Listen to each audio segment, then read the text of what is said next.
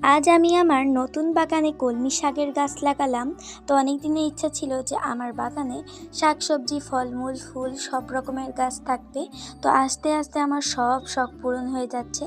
তো কলমি শাক যেহেতু পানি পছন্দ করে, তাই পানির জায়গায় আমাকে লাগাতে হবে।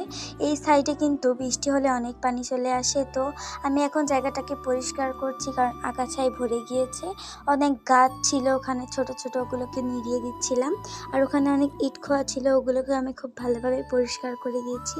এরপরে গাছগুলোকে আমি এক এক করে লাগিয়ে দিচ্ছি। আর বর্ষাকালে লাগানোর একটাই কারণ, বর্ষাকালে এগুলো পানির পেয়ে বেঁচে থাকতে পারবে, কিন্তু গ্রীষ্মকালে এগুলো বাঁচতে চায় না। শীতকালে অনেক ভালো ফলন হবে এই সময়টায় লাগালে। তো আমি এক এক করে খুব সুন্দরভাবে গাছটাকে লাগিয়ে দিচ্ছি। গাছ লাগানোর পর আমার লাস্টে আবার নিড়তে হয়েছে। তো এরপরে আমি খুব ভালোভাবে নিড়ান করার পর গাছটাকে লাগানো আমার ফাইনালি কমপ্লিট হয়ে গিয়েছে। তো আজকের মতো আসি, দেখা হচ্ছে অন্য একটা ভিডিওতে। আল্লাহ হাফেজ।